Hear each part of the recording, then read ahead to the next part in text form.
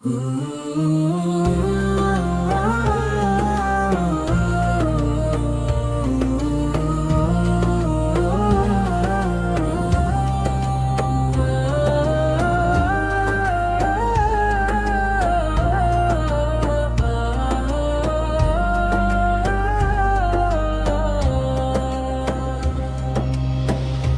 antara langkah yang ku pilih, ada harap yang ku titipkan,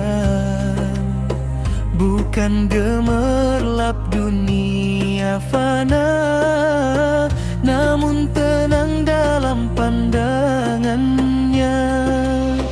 Ku jalani hari dengan doa, menata niat di setiap arah. Jika lelah singgah di dada, ku ingat tujuan yang lebih indah. Mencari ridhomu ya Allah, itu arah hidupku. Mencari ridhomu ya Allah, cukup engkau tujuanku. Tak selalu jalan terasa mudah, kadang sepi tanpa pujian,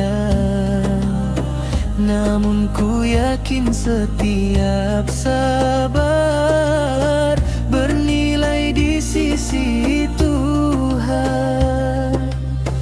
Bila harus memilih dan mengalah, ku pilih jalan yang kau suka. Meski tak banyak yang mengerti, hatiku tenang bersamamu.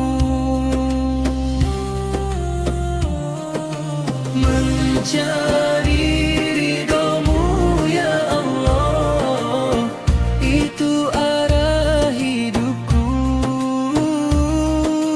Mencari ridhomu ya Allah, cukup engkau tujuanku.